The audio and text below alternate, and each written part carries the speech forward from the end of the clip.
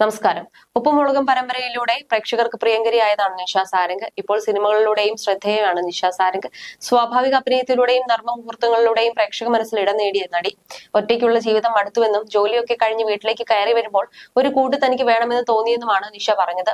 നടിയുടെ വാക്കുകൾ വൈറലായി മാറുകയും ചെയ്തു. ഇപ്പോഴിതാ നടി പറഞ്ഞ വാക്കുകളാണ് ചർച്ചയാകുന്നത്. നിഷ വ്യക്തി ജീവിതത്തിൽ തന്റെ ആഗ്രഹങ്ങളും പ്രതീക്ഷകളും അടുത്തിടെ തുറന്നു പറഞ്ഞിരുന്നു. ഒറ്റയ്ക്കുള്ള ജീവിതം അടുത്തുവെന്നും ജോലിയൊക്കെ കഴിഞ്ഞ് വീട്ടിലേക്ക് കയറി വരുമ്പോൾ ഒരു കൂട്ട് തനിക്ക് വേണമെന്ന് തോന്നിയെന്നുമാണ് നിഷ പറഞ്ഞത്.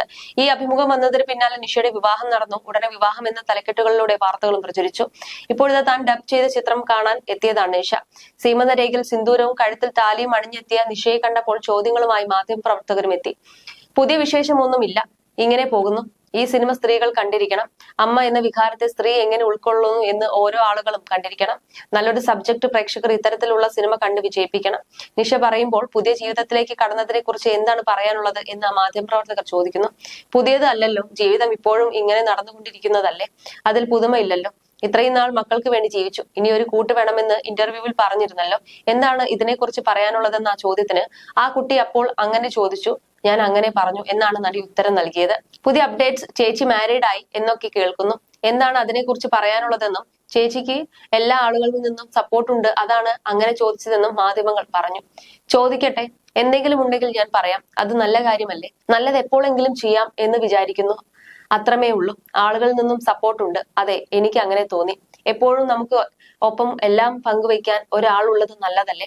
ഒറ്റപ്പെടുമ്പോൾ നമ്മൾ അങ്ങനെ ചിന്തിക്കും, ഞാനും അങ്ങനെ ചിന്തിച്ചു. ഒരിക്കലും അത് തെറ്റാണെന്ന് തോന്നുന്നില്ല എന്നാണ് നിഷ പറഞ്ഞത്. 10ാം ക്ലാസ്സിൽ പഠിക്കുമ്പോഴാണ് നിഷ ആദ്യം വിവാഹം കഴിച്ചത്. ഈ ബന്ധത്തിൽ അവർക്ക് 2 പെൺമക്കളുണ്ട്. ആദ്യ ബന്ധം വേർപിരിയുകയും മക്കൾ വലുതാവുകയും ചെയ്തെങ്കിലും രണ്ടാമതൊരു വിവാഹം ഉണ്ടാകില്ലെന്നാണ് അവർ മുമ്പ് പറഞ്ഞിരുന്നത്. ജീവിതത്തിൽ ഒരാൾ കൂടി വേണമെന്ന് ഇപ്പോൾ തോന്നി തുടങ്ങിയിട്ടുണ്ട്. കുട്ടികൾ വലുതായി കഴിയുമ്പോൾ അവർ നമ്മുടെ കാറ്റഗറി അല്ല. നമ്മൾ പറയുന്നത് അവർക്ക് മനസ്സിലാകണമെന്നില്ല, അവർ അംഗീകരിക്കണമെന്നില്ല. അപ്പോൾ നമ്മളെ കേൾക്കാനും നമുക്ക് മിണ്ടാനും ഒരാൾ വേണമെന്ന് തോന്നും.